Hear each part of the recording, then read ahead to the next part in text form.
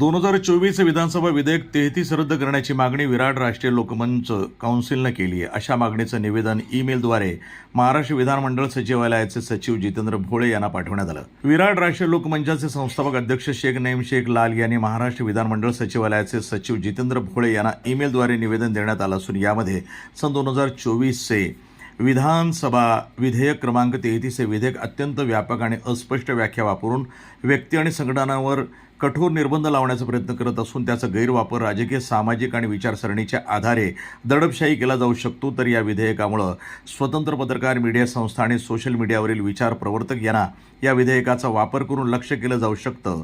सामाजिक संघटना आणि NGO यांच्या वैध आंदोलनावर निर्बंध येऊन जनतेच्या न्याय मागण्यावर अन्यायकारक मर्यादा येऊ शकते। यासाठी 2024 विधानसभा विधेयक 33 रद्द करण्यात यावं अशी मागणी विराट राष्ट्रीय लोकमत काउन्सिलच्या वतीने करण्यात आली आहे। आपल्या मागण्यांचं निवेदन ईमेलद्वारे करण्यात आलं आहे। निवेदनावर विराट राष्ट्रीय लोकमंच काउन्सिलचे संस्थापक अध्यक्ष शेख नईम शेख लाल, विराट राष्ट्रीय लोकमंचचे राष्ट्रीय संचालक शेख नौमान नवेद नईम आणि सर्व विराट राष्ट्रीय लोकमंच काउन्सिलच्या पदाधिकारी यांच्या सह्या आहेत। NTV news Marathi, Hingoli.